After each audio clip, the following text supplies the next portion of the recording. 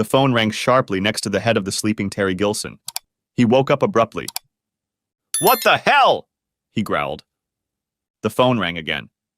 He picked up the receiver. "Hello," he murmured in a heavy, low cough. "Mr. Gilson?" "Yes." "This is Sergeant Preston from the Yukon County Police Department. May I speak to Mrs. Turvey?" roared an authoritative voice in Gilson's ear. "Who is this?" "Mr. Gilson, please connect me to Mrs. Turvey. This is a police emergency." Again, the clear and demanding tone. "Just a moment," Gilson muttered. He handed the receiver to the woman lying beside him.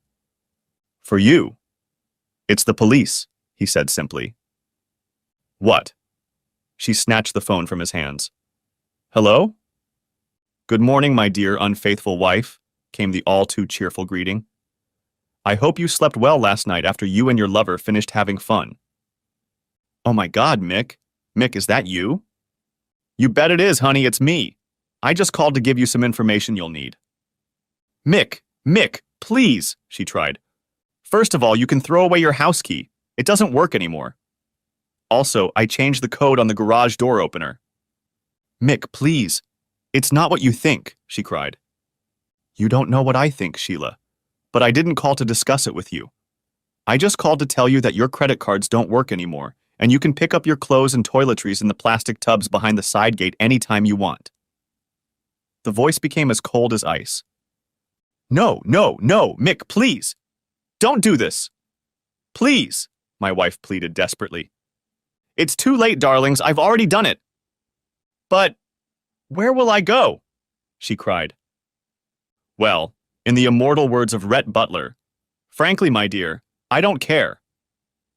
The tube was slammed down in anger. I had started this process weeks ago, but this morning was the decisive moment. If I hadn't been so sure she was asleep in Gilson's room, I wouldn't have even tried this trick. I was surprised at how easily it came out and how empty the moment seemed. A cuckold's victory, I thought. Too little, too late. I suppose it's appropriate to describe my situation. My name is Michael Mick Turvey. I am 43 years old, and I work as a sales representative for a building materials company. I have been with this company for over 20 years. I married Sheila Pratt almost exactly 20 years ago. We were to celebrate our 20th anniversary next month. I considered the marriage a success, for we had 2 wonderful children. Our first, Angela, my angel, was born a year and a half after we were married, and Ben, our son, was born 2 years later. I loved my wife and my children unconditionally.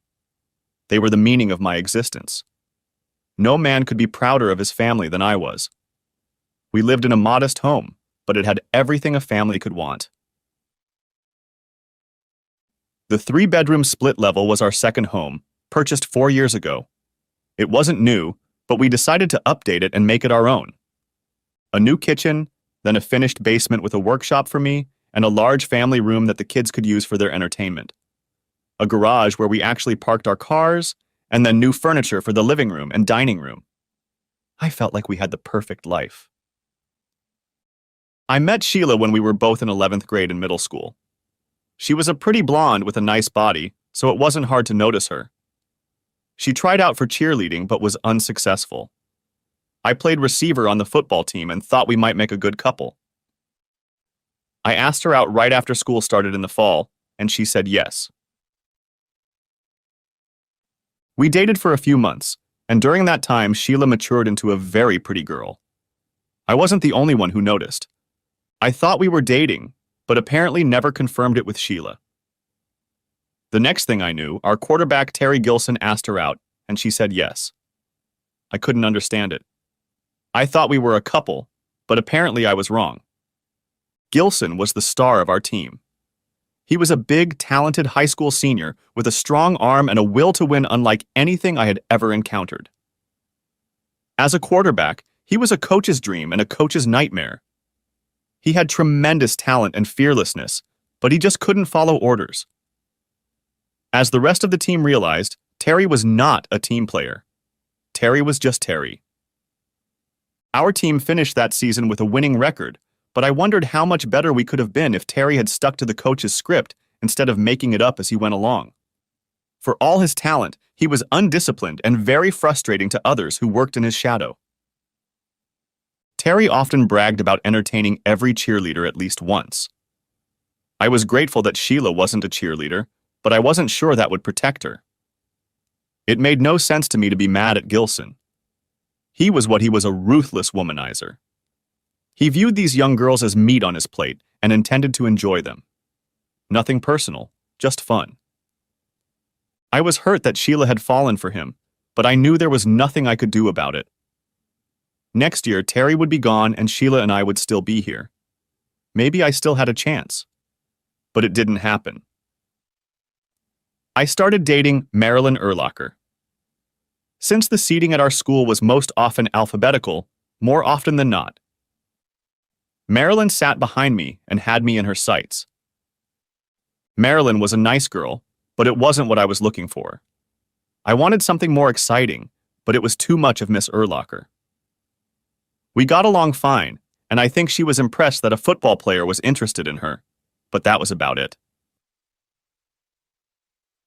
In the spring, I started looking for her replacement. Meanwhile, Gilson had dumped Sheila in favor of some other girl, and she was single again. I thought about it, but given the way she dumped me, I decided to ignore her. By the end of the year, she had found someone else, and I was out again. 12th grade was different. Roger Davidson took the quarterback spot on our team and was everything Terry Gilson wasn't. He was a leader and a better team player. He looked to us to determine who would do the best job. I thought more than once that this guy could make a coach. He understood what it took to win and to get the most out of what the team had to offer. The result was great. I was catching passes like never before, and we were winning regularly.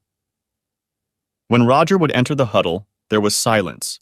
He would give the assignment and make sure everyone knew the shot count. All of this was new to me, and I was enjoying it. I continued to avoid Sheila, my ego still bruised from the Gilson incident. I wasn't really surprised when Roger started dating her.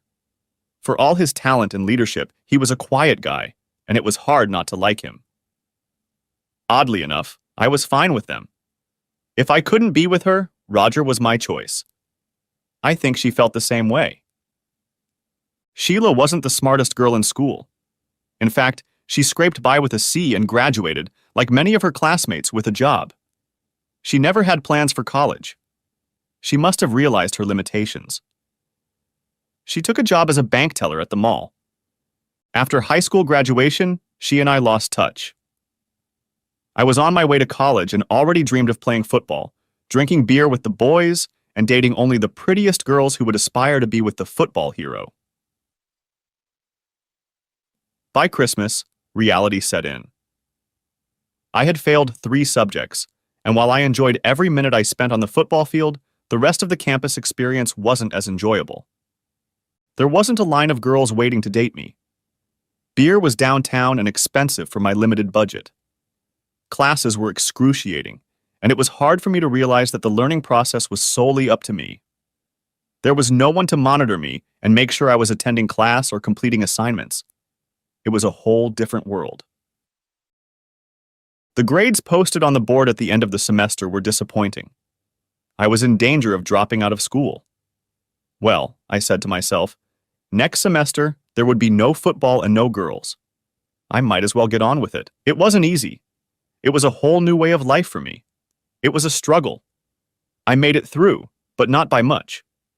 I had a year of college under my belt, and I wondered if this was what I wanted to do for the next 3 years. If I asked that question, it was clear to me that the answer was no. I found a job in an office in the city, and every morning I would get on the bus, work my 9 hours, get on the bus again, and drive home. After only a few months, I realized that this couldn't be my future. I needed something more. I lasted almost 2 years, but I was constantly looking for something better. If you were to ask me what my career would be when I graduated, I would have no idea. I certainly wouldn't include the sales category. In my mind, a salesperson is someone who goes door to door selling brushes, kitchen utensils, or magazines. That's definitely not me.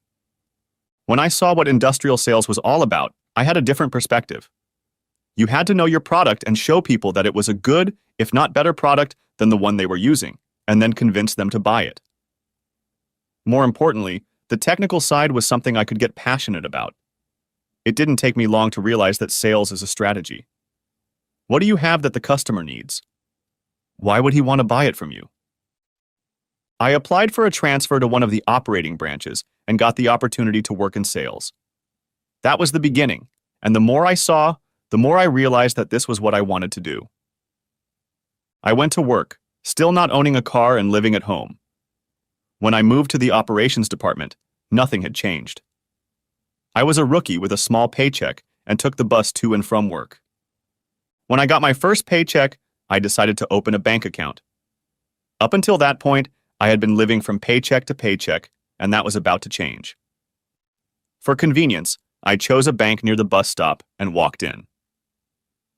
As I approached the customer service counter, I stopped in my tracks. The young woman who was soon to serve me was named Sheila Pratt. I was a little flustered, but since there were several other people ahead of me, I had a chance to calm down and think about what I wanted to say. I hadn't seen her in 3 years, but as I studied her, she turned out to be just as beautiful as I remembered her. It didn't take Sheila long to take care of the people in front of me, and then it was my turn. "Hi, Sheila," I said, stepping forward. She obviously didn't know I was in line and was surprised to see me in front of her. "Hi, Mick," she said after a moment's pause. What can I do for you?"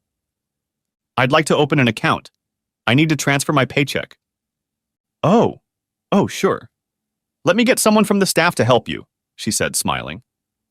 "Yes, thank you. It's good to see you again," I offered weakly. "Yes, it's good to see you too." The smile was genuine, I thought.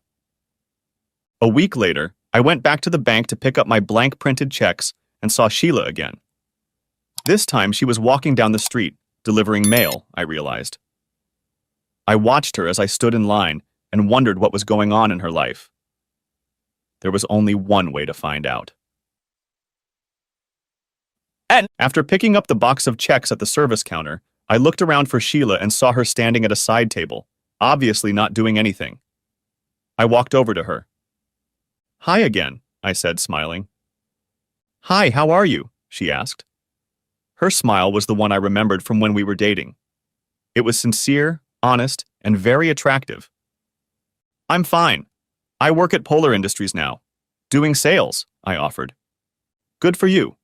Do you like it? Does it have a good future?" she asked, seeming interested. "Yes. I like the company and the products they represent. I guess I'm lucky." "Good, Mick. I'm glad to hear that." Sheila, would you like to have coffee with me? Or something?" Hesitantly, I asked. "We could talk about what's been going on." "Sure. That would be good. I'm getting off in a few minutes." "Why don't you wait for me and we could go to the coffee shop next door?" she suggested.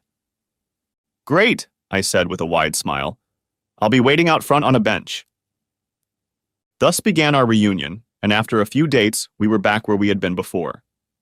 I was 21 years old and just starting to build a career, and Sheila was looking for a husband. I proposed the following spring and she accepted. A year later in May, we were married, and we were both excited about our future. A year and a half after our wedding, Angela was born. She was a daddy's girl from the moment she was born. When she was little, if she was upset or crying, I would pick her up in my arms, she would calm down, smile at me, and all was well again. I always thought I wanted a son, but Angie was everything I could have ever wished for. Our son Ben was born 2 years later, and I was as happy as only a father can be. Sheila was Ben's special parent, and I was Angela's special parent. It was the perfect family, I thought. Sheila often told me the same thing. She was happy and content with our lives, she told me. We had our moments, but they never lasted long, and I knew I was lucky. I had a wonderful wife and 2 wonderful children. Right after Angie was born, I was given a sales territory and was on cloud 9. I settled in like a duck on water, and within a couple years, I was making almost double what I was making when I started. Success breeds success, and I was now earning much more than I expected when I started Polar. 5 years later, we were able to buy our first house. It was a small bungalow, but it was ours alone. Sheila spent hours leafing through magazines looking for the right things. Angie and Ben contributed too, but it was Sheila who chose the decor and colors. I just stood in admiration of how my family came together. We celebrated our 10th wedding anniversary at the same house, and over 30 people showed up for the anniversary party. I was proud of my accomplishments, but I was even prouder of my family. My children were well-behaved and excelled in school. My wife was an exemplary housewife and mother. Both parents believed that the sun and moon revolved around us. What more could I want? When Angie turned 14, she started menstruating. At first, Sheila was happy to help Angie understand what was happening and how to deal with it. Things went well for a few weeks, and then I noticed a change. Angie didn't seem to be as close to her mother as she used to be. It wasn't an obvious change, but to me, who was close to my daughter, it was noticeable. I could not find a reason for this change in attitude, and discussing it with Sheila proved frustrating. She did not want to discuss or even acknowledge this change. She claimed it was my imagination and a man's inability to understand female psychology. It still bothered me, but since it didn't seem to affect the rest of the family, I accepted it. Ben always seemed balanced. He and his mother were very close, and although I loved him as much as Angie did, I knew that in the event of a serious problem, he would turn to his mother for help first. That didn't bother me in the least. All families form alliances with their parents, and they should have been recognized and respected. Through my successes, I continued to climb the career ladder, and while I realized that sales management was probably not what I was cut out for, I wished I had at least been offered the opportunity. I had my most productive and profitable territory, and I wondered what it would take to take the next step. It finally dawned on me that in order for such an opportunity to arise, a position had to be filled. Shortly after Angie entered high school, Sheila came to me and asked if I would mind if she went back to work. She had been a stay-at-home soccer mom for 16 years and felt like she wanted something to do besides washing, ironing, and sewing. I couldn't think of a single reason why not, but asked her to make sure that whatever she chose would not interfere with the children's lives and our ability to enjoy free time together. She assured me that it would not interfere. After months of searching, she found a job at a car dealership as a receptionist. It wasn't full-time and it suited both of us. She worked there in the mornings from 9 to 1 o'clock, Monday through Saturday. Since I was playing golf on Saturday mornings, I figured that schedule would suit me just fine. It didn't pay much, but we didn't starve, and her extra earnings could be used as vacation pay. If it suited her, it suited me. Our life went on for a couple more years until one day Sheila came home with a disturbing message. "Guess what, Mick?" she said, not without some trepidation. "What?" "Terry Gilson's back in town," she said, watching my reaction carefully. "Oh, what brought him back?" "You know his father is a big businessman. Terry is now the assistant general manager at his father's dealership," she said, still not being as nonchalant as she wanted to appear. "And what dealership is that?" I asked, knowing the answer perfectly well. Where I work, Century Ford," she replied, stammering. "And what does that mean to you?" I asked, starting to see something else creep into the picture. I've been asked to hire his assistant," she finally managed. "Wow, that's a big step. From part-time administrator to assistant to the general manager. I didn't realize they had such a large staff." I'm sure my tone was sarcastic, and I didn't try to hide it. "You don't seem very happy," she remarked. "No. You've been seeing Gilson. I've been playing with him. We both know what kind of guy he is. He bragged about all his conquests. Is your name still on his list?" It was a cheap shot, and I realized it as soon as it came out of my mouth. "That's a terrible thing to say. Are you telling me you don't trust me?" she demanded. I had to clam up. "No. I'm telling you I don't trust him. Her face reddened, and for the first time in a long, long time, she was really angry. Mick, take that back. You have no right to accuse me of anything, and what's more, you just said I can't be trusted, she muttered. I made no such statement. I said I didn't trust him. I said we both know what kind of snake he is. It may have been 20 years, but leopards don't change their spots. I made sure she understood that I wouldn't back down an inch. Just ask yourself, I continued. How does a part-time secretary go from an entry-level position to assistant to the boss's son in one step? I'd like to know, I demanded. Because I have a talent for the job, she snapped back. Terry said I was just made for it. You don't think I have the aptitude, do you? She tossed back. I don't. I don't work there. But one thing I do know is that this whole deal smells like typical Gilson. He's setting you up, and you'd better be very careful, my dear. Now I was standing right in front of her. She couldn't help but understand my misgivings and suspicions about Terry Gilson's motives. I could only hope that my message had hit the mark. You're jealous. You don't want me to succeed because it will make you look bad. That's the thing. You're jealous, she scoffed. The argument was going nowhere, and she wasn't listening. I sighed heavily, turned around and went down to the basement for a cold beer and some time to think. I had no illusions about Gilson's motives. He had seen an attractive woman he thought he could get without much effort. What did it matter if she was married? He probably remembered me from high school and didn't think I was much of a nuisance. I would follow the situation closely, of that I was sure. It was a week before we were back to a quiet family life. My argument with Sheila had unfortunately been overheard by our children. It would have been hard not to hear us as we both raised our voices. As always, once things had calmed down, Angie came to me when I was alone. Hi, Daddy, are you okay? Hi, Angie. Yeah, I'm fine, I lied. I couldn't help but hear the fight, she admitted. Who's the guy, Gilson? The one your mom dated in high school. He was our quarterback, and I played with him for a year. I tried to warn your mom. He's not a very nice guy and doesn't have much respect for women, I said sadly. I don't think you told your mom what she wanted to hear, she said softly. No, I think not. I think she sees this as a big opportunity and an important job. She'll probably go from part-time to full-time, so I guess there will be some changes in our routine, I suggested.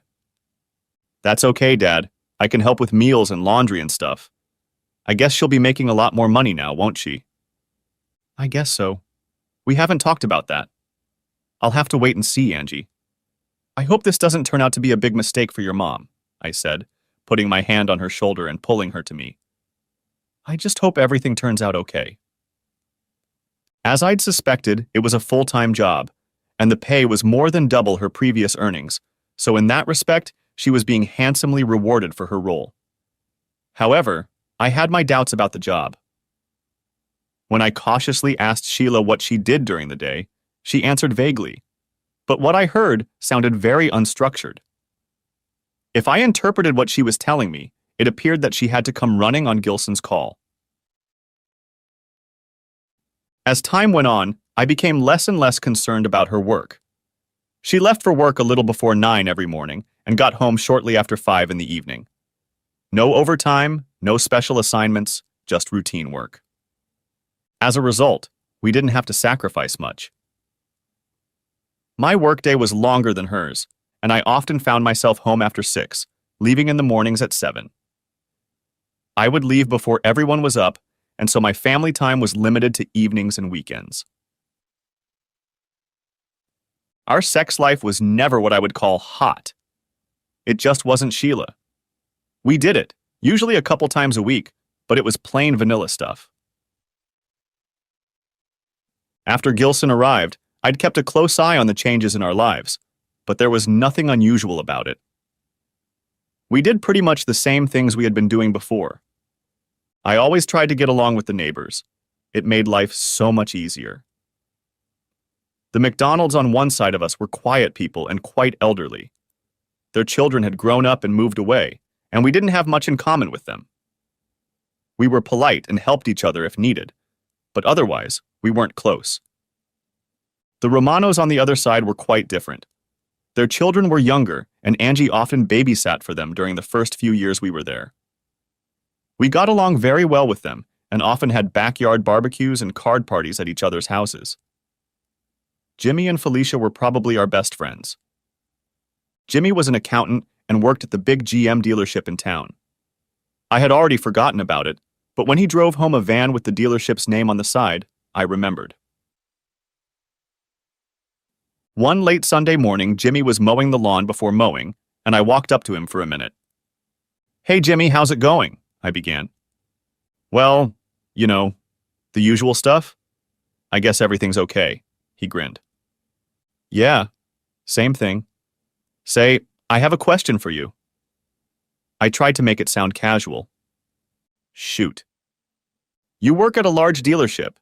Does the general manager usually have an assistant? I mean, an assistant general manager?" "Yes, big dealerships usually have someone to back up the boss when he's not around." "Does this assistant have an assistant, say, a Friday girl?" He looked at me strangely, and then I saw a light come on in his eyes. His face turned funny, and he looked very uncomfortable. "Not usually," he finally said. "I didn't think so," I said, nodding. "Thanks, Jimmy." I turned and headed back to the house. My suspicions were confirmed. "Mick," he called out to me. I stopped and turned around as he came toward me. "I know what you're thinking. I have some acquaintances there. Let me see what I can find on QT," he said in a quiet voice.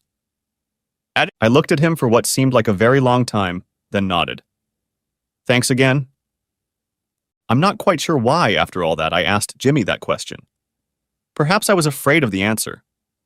There hadn't been the slightest hint that anything was going on, but I suppose it had kept me on my toes, and for that matter, still did.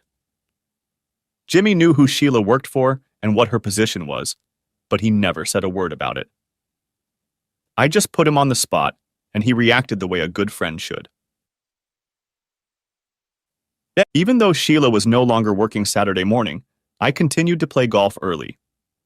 The Saturday following my conversation with Jimmy turned out to be cool and windy, but at least it didn't rain. I played with our usual foursome, and none of us played very well. The wind intensified the cold, and none of us were very comfortable. We were all glad to finish the round and get to the clubhouse.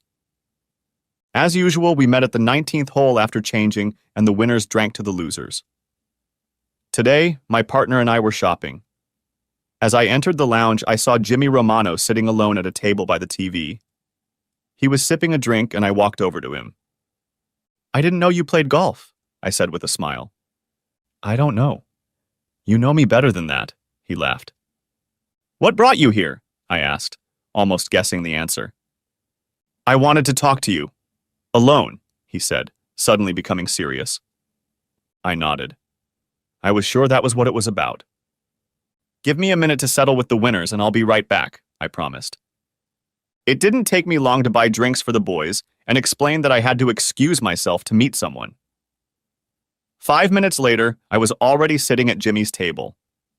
"So I can assume you heard something about my question the other day," I said, leaning back in my chair. "Yeah. I wish I had better news, Mick. I really wish it was," he said sadly, hardly looking me in the eye. "Tell me straight, Jimmy. I can handle it," I said, with more confidence than I felt at that moment. "Well, Gilson is probably the most unpopular guy in this dealership. The people I've talked to consider him a leech on the side of the business and completely useless. He goes around and pisses off everyone he encounters. He has nothing to do because no one wants him to do anything. He'll just screw things up, as he's demonstrated many times before." Jimmy stopped and sipped from his glass. "No surprise there," I said, trying to remain calm. "So where's Sheila?" He looked at me with the most hunted look I'd ever seen on his face. He really didn't want to tell me what he was going to tell me. "Sheila sits in his office most of the day, occasionally typing letters and bringing him coffee. The only time she acts fast is when old man Gilson shows up, and she quickly disappears into the parts department or the employee break room. When the old man leaves, everything goes back to normal," Jimmy says. I guess old man Gilson doesn't know about Sheila and her mysterious job, I said sullenly. Jimmy only nodded. Then he paused, and I realized that there was more to it. Spill it, Jimmy. I won't bite, I promised. The two of them go out to lunch about twice a week. They leave before noon and don't get back until 2 or 2:30. Since she's been there? I asked, finally shocked. No. It started a few months later, he suggested. One day, one of their clever salesmen followed them. They went to the Carlton Hotel on Banner Road. A long way for lunch, I suggested. Mick, there's no restaurant at the Carlton, he said in almost a whisper. I felt everything inside me clench. I was locked in place, unable to move. I heard my own intermittent breathing, trying to get my thoughts in order. Although I suspected this might happen, I wasn't prepared for it. I can't remember how long it took before I was able to form a coherent thought. I'm sorry, Mick. I really didn't mean to be the guy who, he muttered. I know, I huffed. I didn't want to hear that either. We had another drink with Jimmy and reminisced about the good times our families had spent together. There were many happy memories, but it felt like we were saying goodbye to each other in a way. I think we both realized now that things would never be the same again. I could feel that pain in my gut, and it hurt. I drove home, preparing to see Sheila, and wondering how I was going to handle this revelation. I had been strangely calm with Jimmy, and it seemed odd that I would be able to handle this devastating news. I tried to imagine any scenario that would make their afternoon visits to the Carlton anything other than sexual, but I realized it was unlikely. What was on the surface was what was happening. It wasn't until I was halfway home from the golf club that I started to get angry.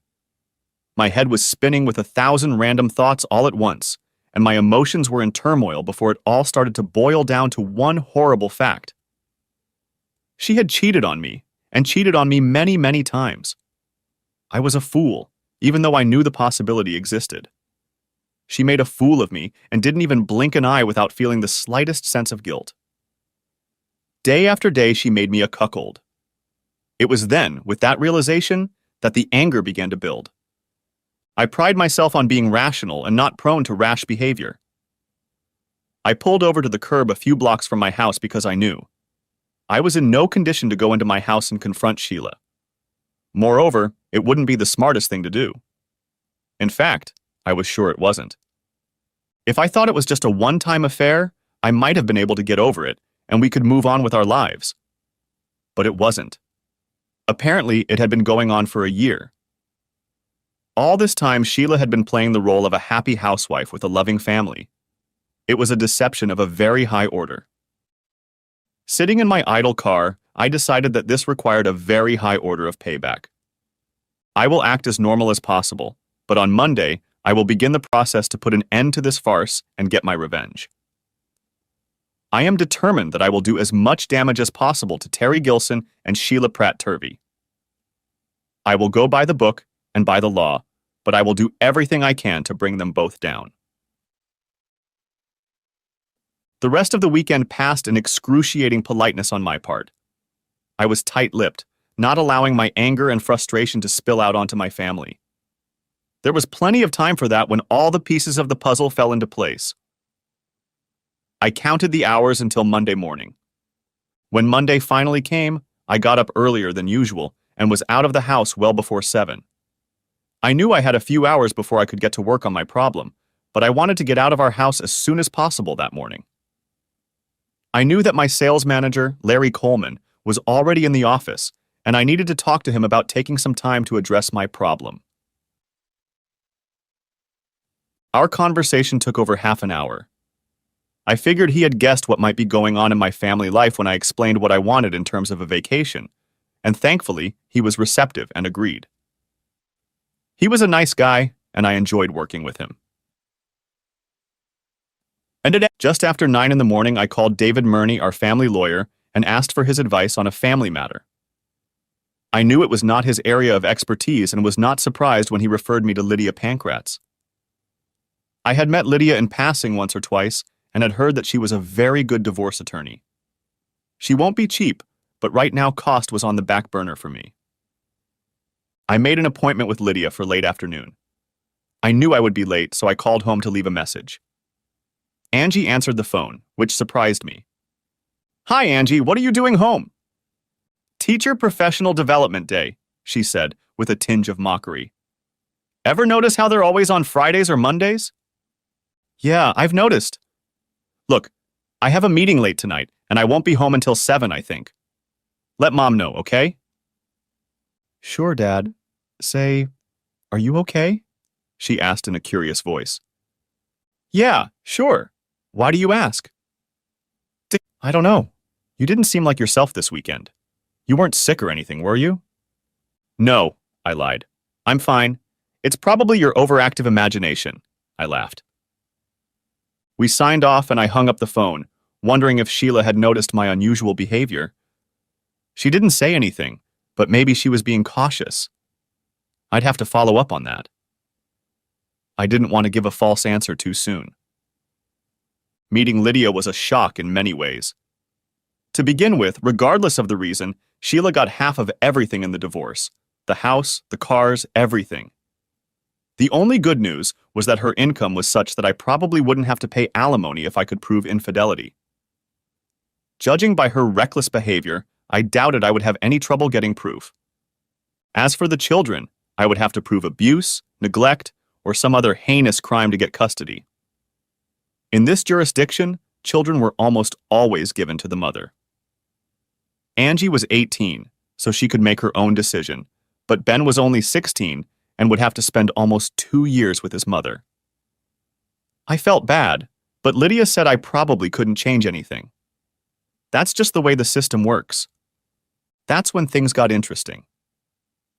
Lydia knew I wanted to punish both Sheila and Gilson and said she could help. Since Gilson was her boss, I could sue both him and the company he worked for as co-defendants in the divorce case. In other words, since so many people knew about their little game and did nothing to stop it or report it, we could sue them for a very large sum of money. Better yet, none of that money would go to Sheila. Lydia said she would make inquiries about Century Ford and begin the paperwork for the divorce proceedings. At this point, the reason for the divorce remained open. I was to decide whether it would be irreconcilable differences or infidelity. Lydia suggested that since their liaisons were so predictable, it would not be difficult or expensive to get some photographic evidence to bolster the case. I told her I would think about it. When I got home that evening, I was greeted by a happy Sheila, informing me that my dinner was already in the oven and she had poured me a glass of wine. I was immediately suspicious. Such behavior was unusual for her. I went upstairs, changed my clothes, washed my face, and went down to the table. When I sat down at the table, Sheila sat down as well, also with a glass of wine. "I have some interesting news, Mick," she began with a wide smile. "Huh?" "I've been invited to the regional dealer convention next month in Marysville," she said proudly. "Really? Just you?" I asked, almost knowing the answer before I even asked it. "Well, no. Terry and Kurt Jenkins are going too," she said with some nervousness. "Oh, I see. And how long does this convention last?" 3 days. Thursday, Friday, and Saturday. I'll be back on Sunday." Now the nervousness was fully evident.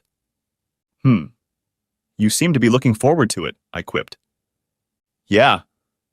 This will be my very first convention. I'm sure I'll learn a lot." She changed in an instant.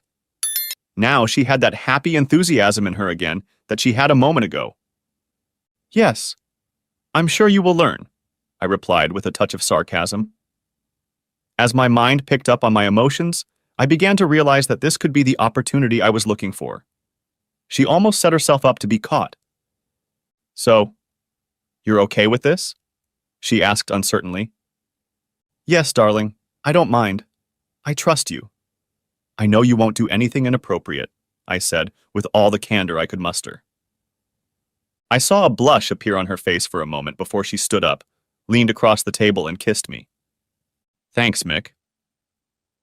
I finished my meal in silence, and Sheila went back into the living room to watch some mindless TV program. I found it strange that I wasn't upset or angry or anything. I was numb. I had just allowed my wife to go out of town for 3 days and have fun with some asshole I hated, and I felt nothing. The next 2 days went fine. Just fine. I was getting through my work, but my mind was a jumble of thoughts, and I was wondering how it was all going to turn out. I started thinking about Ben and Angie. What would they think? How would they react? When I destroyed their mother, would they hate me? I couldn't think of a way to protect them from what I was about to do, other than to call the whole thing off and let Sheila continue doing what she was doing. Deep down, I knew I would never let that happen. On Thursday morning, Lydia called me at my office and asked me to meet with her in the afternoon. We set the time for 3 and I arrived early. I wanted to bring her up to speed and start the process. I made a few decisions. Lydia, something interesting happened on Monday. Sheila told me that she has been invited to attend the regional Ford dealer convention that will be held in 3 weeks in Marysville. It won't surprise you to learn that she'll be going with Terry Gilson and another guy from their office. I paused, waiting for her reaction. You're right. It's no surprise at all.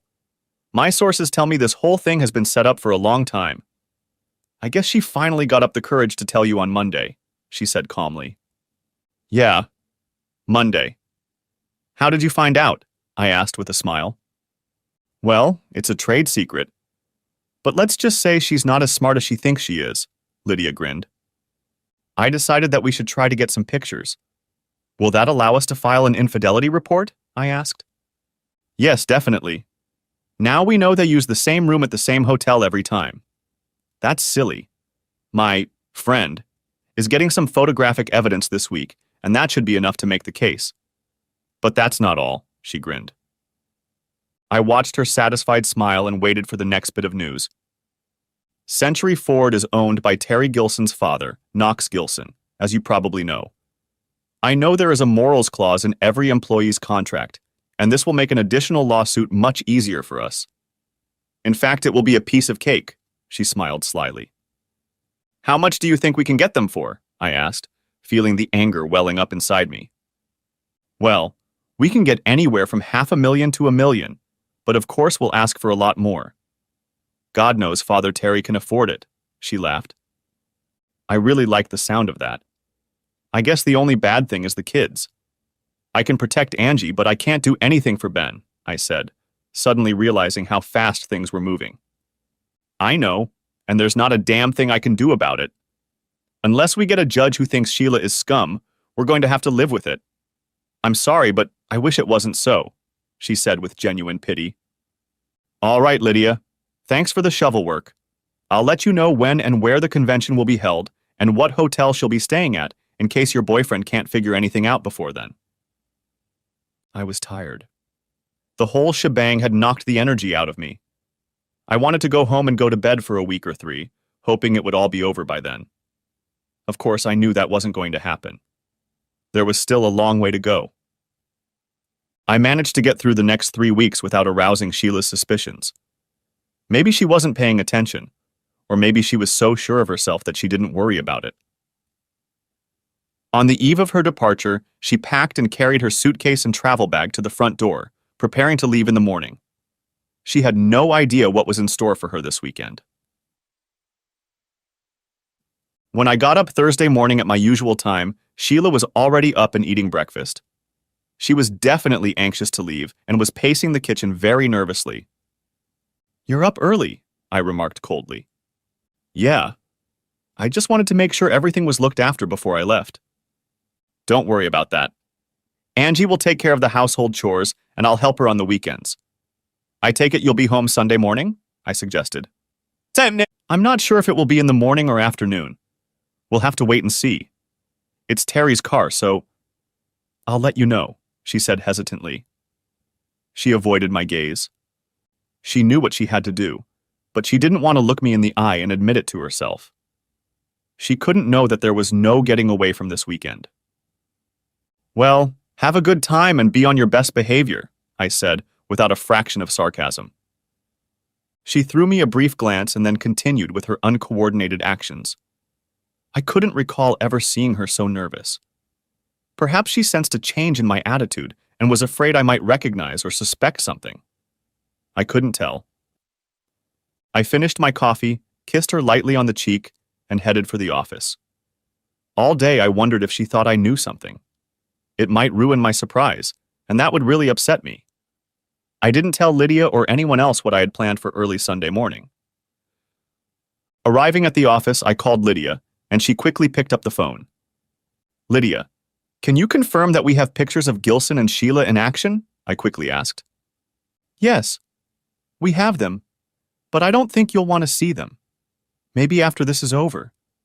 But for now, just let us deal with it, okay? She spoke in a muffled voice, and you couldn't tell from her tone that she wasn't happy.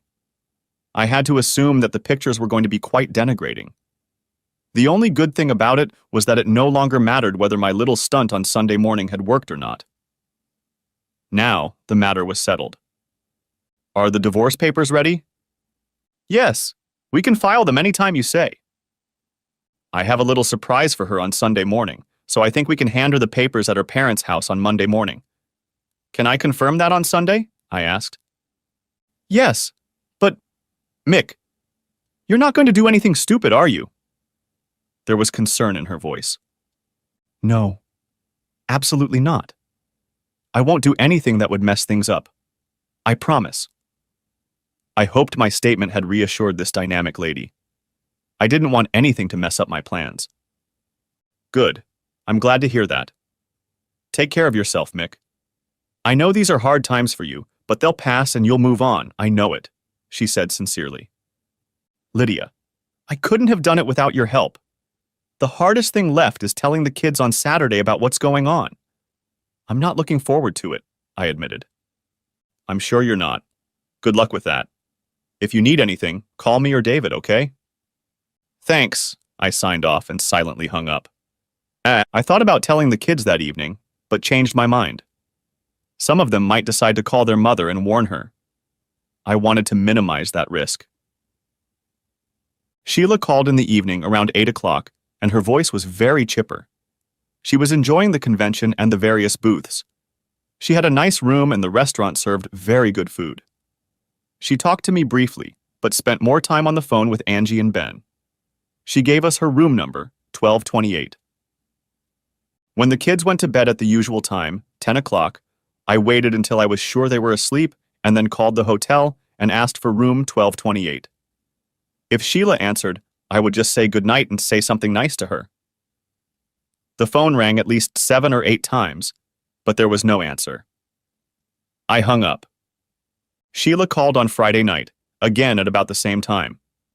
As before, we had a brief conversation, and then she talked to Angie and Ben. Her voice was different. Perhaps the excitement of the convention had passed, or maybe something else. On Saturday, she called early, just before 6 o'clock. Fortunately, we were all home. Once again, our conversation was short and not very personal. She was going out to dinner with a large group and, according to her, wouldn't be home until late. I was not displeased. I was relieved. When Angie, Ben, and I sat down to dinner, the table was very quiet. We all seemed to be immersed in our own thoughts. Finally, I realized that I couldn't put it off any longer. We cleared the table, put the dishes in the dishwasher, and I turned to them both. Kids, I need to talk to you about something, I began. Ben and Angie looked at me, and I sensed that they were guessing what it was about. There's no easy way to tell you about it, so I'll just tell you what's going to happen. I reached into my pocket and pulled out 2 shiny new house keys. These are your new keys to this house. The only person who has them is me. Your mother is not coming back to our house, I finally forced myself to say. Angie gasped, and Ben's eyes widened and his mouth dropped open. For the past year, your mother has been having an affair with her boss, Terry Gilson. She betrayed me, you, and her marriage vows. I can no longer live with her, and I will not allow her in this house. I paused. Oh, Dad. Oh, no, Angie cried. Why did she do that? I don't know, but honestly, that's not the main thing on my mind right now. I know it's going to hurt you. There's nothing I can do about it. She, has been with Mr. Gilson at least twice a week for the last year. That's over 100 times. My anger started to come out, and I saw Ben wince slightly. This convention she's attending, it's nothing more than a smokescreen so they can be together for the weekend. Well, they're not fooling anyone, I muttered. Dad, what's going to happen? Asked Ben, still shocked by my words. I've filed for divorce, and your mother will be served with papers as soon as she gets back into town. There will be some other things happening with Mr. Gilson, but you don't have to worry about that right now. I'll update you on them as they happen. I paused again. I'm sure they must have been shocked by my comments in the last 5 minutes. Does this mean I'll never see my mom again?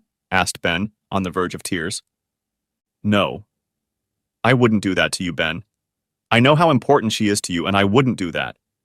You'll probably live with her from the beginning. When you're 18, like Angie, you can see both of us anytime you want. Angie, you can decide where you want to live. It will be your choice, I said, looking into my daughter's sad eyes. That sucks, Dad. It's splitting up the family. It sucks, she said with tears in her eyes. Yeah, I know. Unfortunately, it's the courts that make those decisions, not me. I've thought long and hard about this. I suppose I could tell your mother everything I know and just move on with my life. But I couldn't do that. I have to admit I'm very, very angry with your mother. She lied to us. She lied to us. I don't think I could just turn the other cheek, I admitted. Ben turned and quietly walked up the stairs to his room and closed the door behind him. He's in shock, I thought. I'll go up and sit with him in a little while, when he's had time to comprehend what's about to happen. I turned to Angela, and she looked at me sadly, and then stepped toward me and hugged me. I'm so sorry, Daddy. I know how much it hurts. I can't believe she did that again, she cried. I threw my head back and stared at my daughter. Again? Angie nodded, lowering her eyes. Tell me, please, I said softly. It was 4 years ago. My period had just started, and I was having trouble getting my period. One morning when I was in class, I started having severe cramps. I went to the nurse's office and she sent me home with a note from my mom telling me what to get. When I walked into the house, she and Mr. Morissette were sitting on the couch. It was pretty clear what they were doing. I must have screamed and ran upstairs to my room. I heard them talking and moving around, and then the door slammed. A few minutes later, my mom came into my room. At this point, Angie broke down, and the tears began to flow in earnest. What happened next? I had to be patient. I had to let Angie tell me in her own way. Mom said if I told you or anyone else, you'd get divorced and I'd never see you again. She said the courts always give custody to the mothers, and you'll be so mad at her that you'll probably move away, and I won't see you at all. She looked up at me and shook her head. I was scared, Daddy. I believed her. I couldn't lose you. Not then, not ever again. I guess I promised Mom I wouldn't tell anyone. Except Ben. I never told until now. I put my arms around her again and pulled her to me. That conniving bitch had used Angie's love for me against herself and blackmailed her into silence. So Gilson wasn't the first, and he wasn't the only one. I began to wonder how many there could have been. How could I have been so stupid? How had she managed to pull all this off without me suspecting a thing? Had I been so stupid that I hadn't noticed what was happening? Or, was she smarter than I gave her credit for? Angie, I don't know what to tell you except that I love you. I'm going to do everything in my power to be a good father, no matter what happens in the future. You're old enough to make your own decisions, and I want you to know that whatever decision you make, I will support you, and it won't change my love for you. I didn't think I could say anything else. Thank you, Dad. I know that, and I know I want to be here with you. You need someone, and I think you're with me. She smiled through her tears. We hugged again. I think I better go upstairs and talk to Ben. I'm sure this is going to be really hard for him to get over. You said you told him about Mr. Morissette? Yes. About a month after it happened. Ben said she was acting strange, and he noticed that Mom and I were kind of avoiding each other. I told him about what I'd seen. And how did he react? I asked. Funny. Like it wasn't a big surprise, or maybe he suspected something, Angie replied thoughtfully. I was sure he'd think I was lying, but he didn't say anything at all. He just mouthed off and kept it to himself. I nodded and stood up, heading for the stairs in Ben's room. I knocked softly, then turned the knob and gently pushed the door open. Ben was sitting on the bed, staring out the window with empty eyes. It took him a few seconds to acknowledge me, but he still didn't say anything. I'm sorry, Ben. You know I wouldn't hurt you if I could help it. I hope you understand. I couldn't let things continue the way they were, I said quietly. He nodded and turned to me. I'm sorry too, Dad. Mom really hurt a lot of people, didn't she? He said in a barely audible whisper. Yes, she did. I don't know what will come of all this, but I'm sure your grandparents will be very upset with her, I replied. Why, Dad? Why? I have no idea, Ben. She's never given me even a hint that she's unhappy or dissatisfied with her life. Not one hint, I repeated. I hate her, he suddenly muttered. No. Don't do that, Ben. She loves you, you can be sure of that. It's something else, something I don't understand. Maybe she doesn't either. But don't let your anger consume you. I know you love her. Perhaps in time you can forgive her. I know she would never want to hurt you or Angie. Never, I said in as positive a tone as possible. He turned to me again with a devastated look. I put my hand on his shoulder to reassure him. After a few minutes, I got up and walked out of his room, closing the door behind me. After my awakening on Sunday morning, all hell broke loose. Sheila tried to call home, but I got Angie and Ben and we headed out for breakfast. We may not have had much of an appetite, but we needed to get out of the house. I also turned off my phone and asked Angie to do the same with hers. I didn't want Sheila pissing her off over nothing else. I told the kids what I had done by calling early in the morning, and Angie laughed. Ben smiled, and I realized they approved. Why didn't I feel better then? After breakfast, we drove to the park by the river, and the three of us went for a walk. I think in some strange way we all felt better.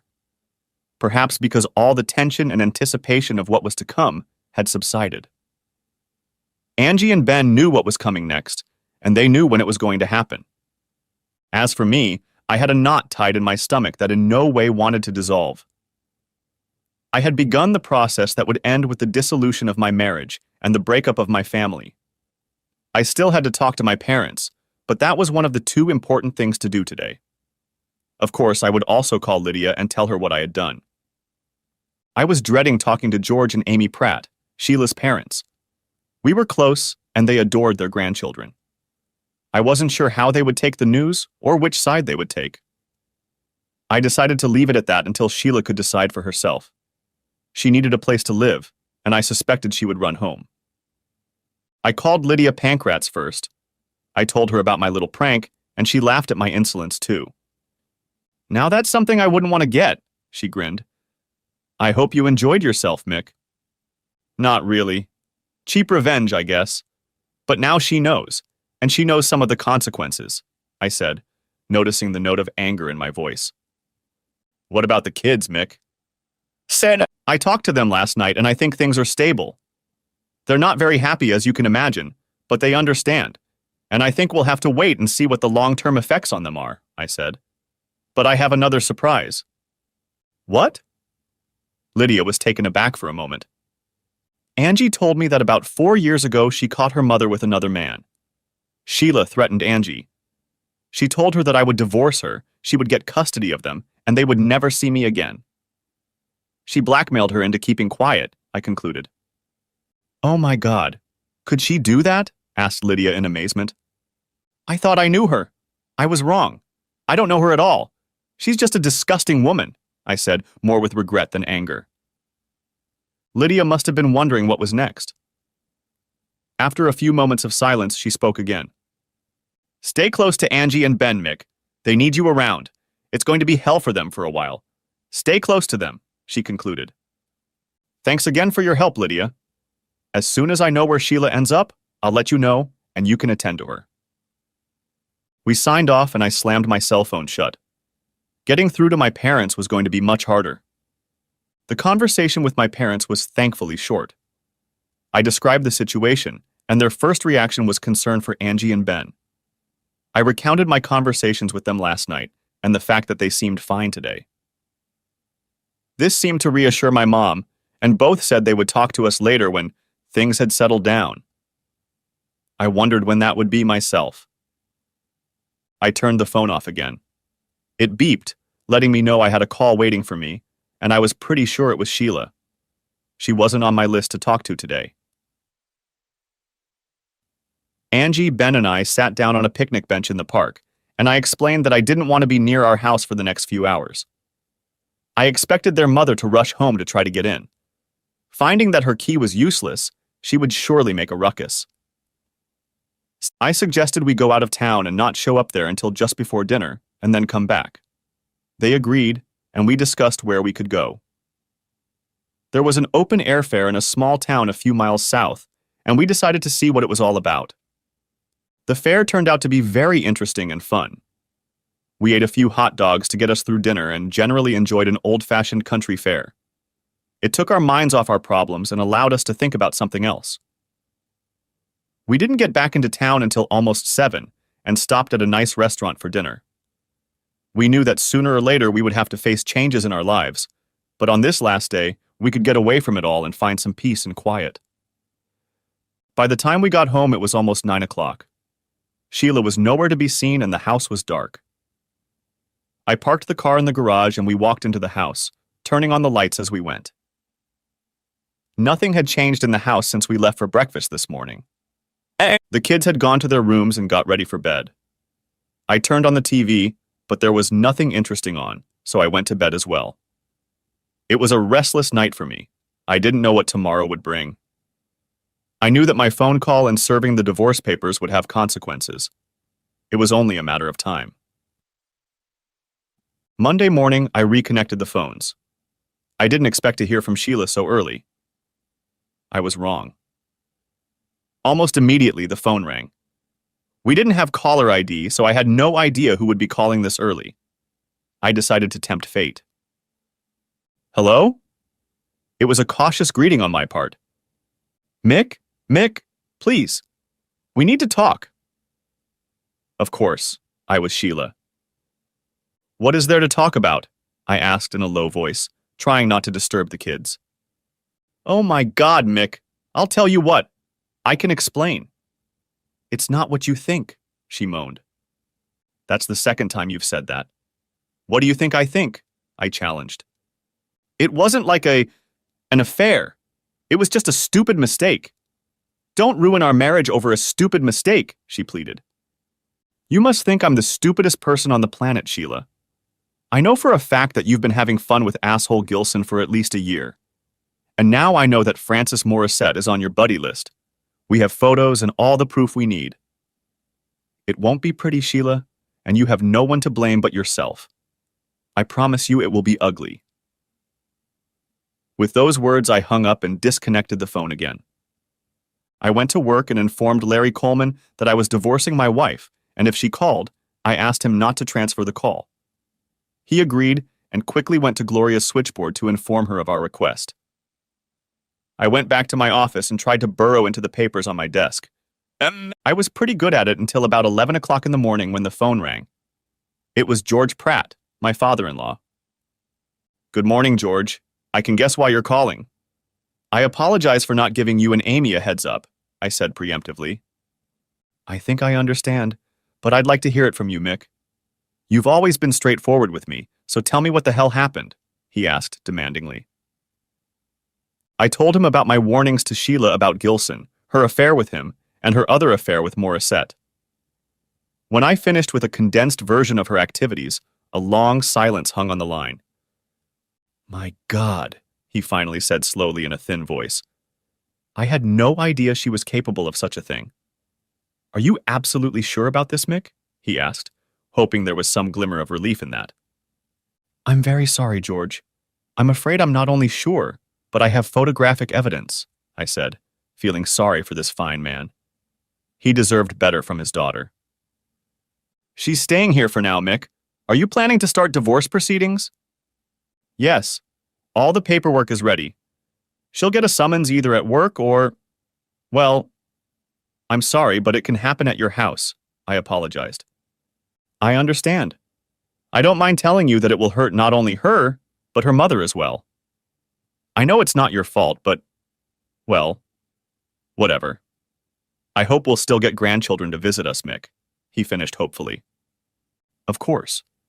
This isn't about you or Amy, George. I would never do that to you or the kids. You're always welcome here, I said sincerely. Thanks, Mick. I'm sorry. But thanks, he said sadly and hung up. As I put the phone back on the stand, my emotions left me. I expected there would be more moments like this in the coming weeks and months. I had to prepare for them. I learned that Sheila had gone to work that morning and, amazingly, was still working. Gilson had no idea that all of this could come crashing down on his head at one point, and apparently decided to let things run their course. When Lydia confirmed that my wife was on time for work, she sent a bailiff to her, and no sooner had she had her morning coffee than the divorce papers were in her hands. According to observers, she immediately broke down and ran out of the building. My guess is she fled to her parents' house. But that wasn't the most interesting part. Shortly thereafter, Terry Gilson and Knox Gilson were served with court orders stating my intention to sue for damages based on alienation of affection and willful disregard of corporate responsibility. That is, failure to comply with the morals clause in specific employee contracts.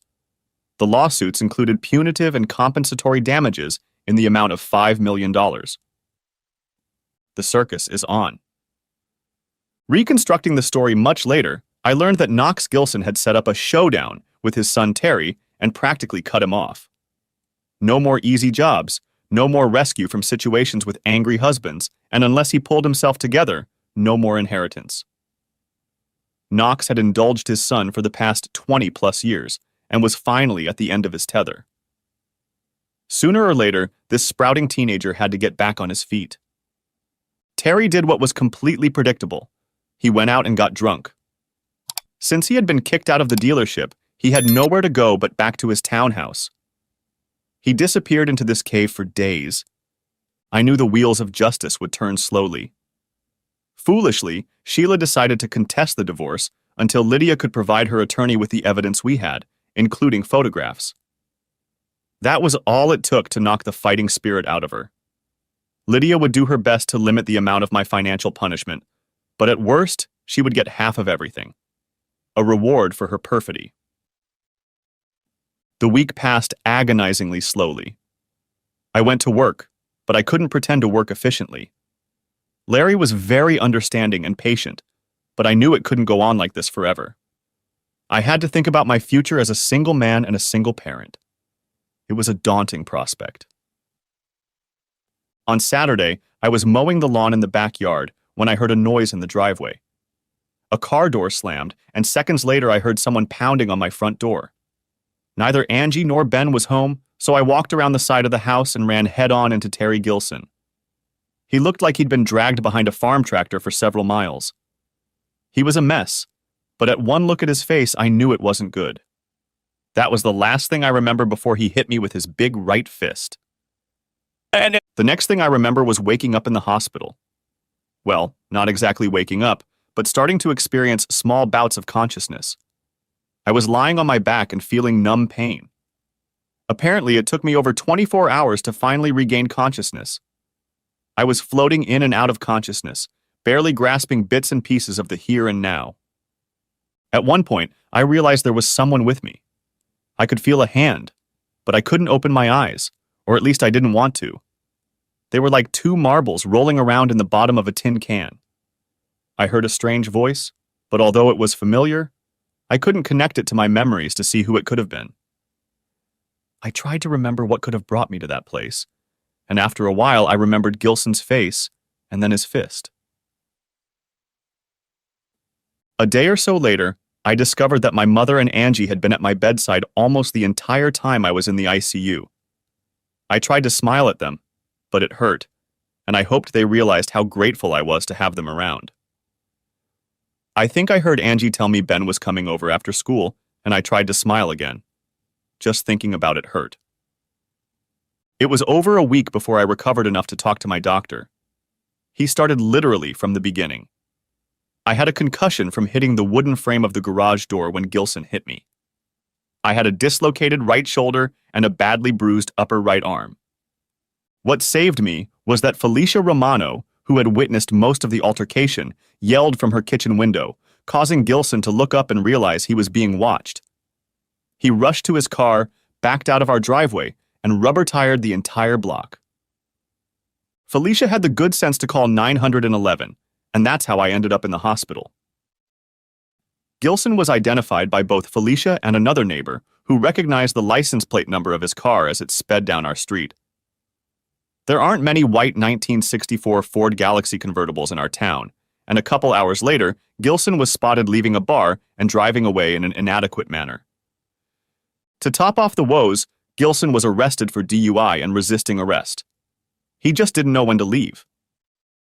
When they put him in a cell, they matched the assault complaint filed by Mrs. Felicia Romano and my admission to the hospital. After questioning Felicia, they charged Gilson with aggravated assault, assault with intent, and criminal trespassing. He was in deep shit, and it couldn't have happened to a nicer guy. When he called his father from prison, Knox Gilson didn't answer the phone. I wish I could have been there, but I was unconscious and lying on the operating table having my spleen removed. 2 days after I began to have permanent lucidity, a plainclothes officer came to me and asked me to testify. I told him everything I remembered, which wasn't much. A face red with anger and a big fist. He asked what might have prompted the attack, and I told him about Terry's affair with my wife, the divorce, and the lawsuits. He nodded a couple times and thanked me, then left. Epilogue. At the Division of Property and Divorce Court, Sheila wasn't too nice. I will be buying her share of our house.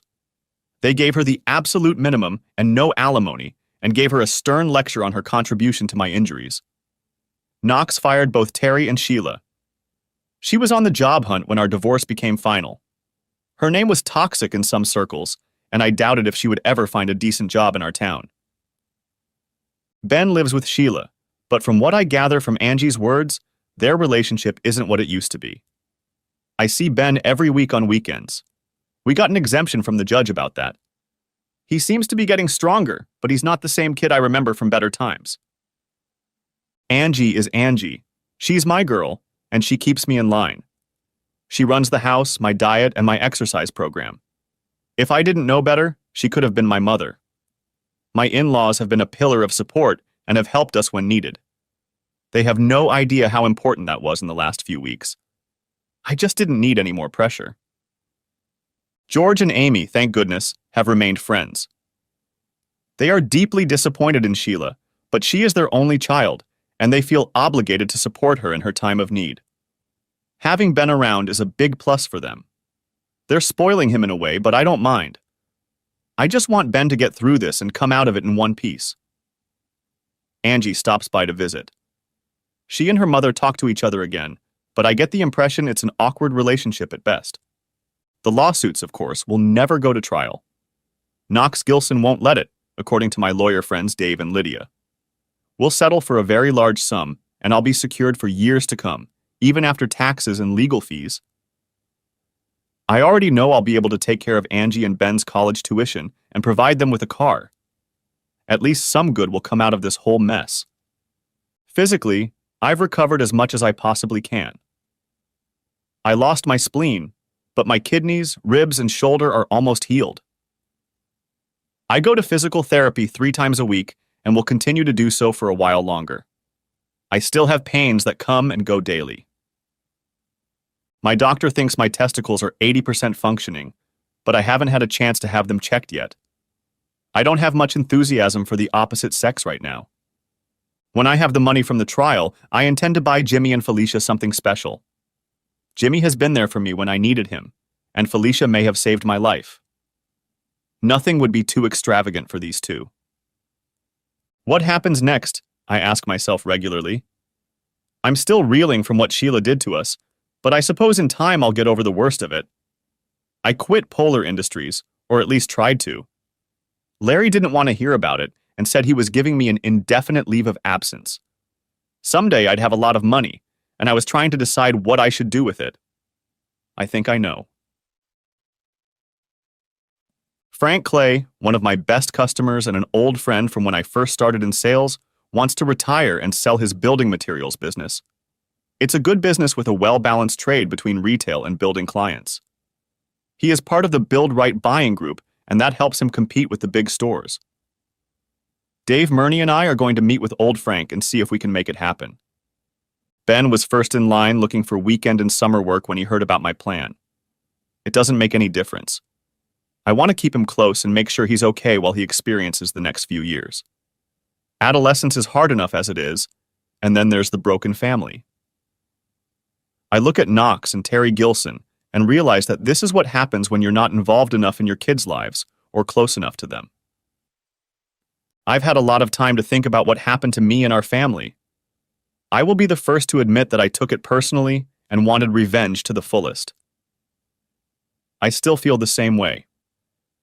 Perhaps if I had only had to deal with Gilson, things would have been different. I guess I can imagine how he might have swayed and charmed someone like Sheila. But when I found out about Morissette and how she blackmailed our daughter to silence her, all thoughts of compassion vanished. Dave says Terry will spend 2 to 4 years in prison for her assault on me. We've talked about a civil suit too, but there will be no one to sue. His father disowned him, he has no job, no skills, and no prospects. When he gets out of prison, he will be in his early 50s, and a bleak future awaits him. There's nothing more we can do to hurt him. Surprisingly, Knox Gilson came to see me when I was in rehab. He apologized for everything that had happened and for his deadbeat son. I accepted his apology as sincere. He was well aware that the emotional damage his son had done to me was accompanied by physical damage. We shook hands, and I raised my opinion of Mr. Gilson Sr. a notch or two. That's all there is to it. Sad story. I thought I had the perfect family. Hell, I was sure I had the perfect family. I can look back remembering the good times we had together, or I can look back in anger. Maybe someday I can do the former, because right now I'm still dealing with the latter. The end. Thanks for watching, I hope you enjoyed it. So subscribe to my channel and watch the next video.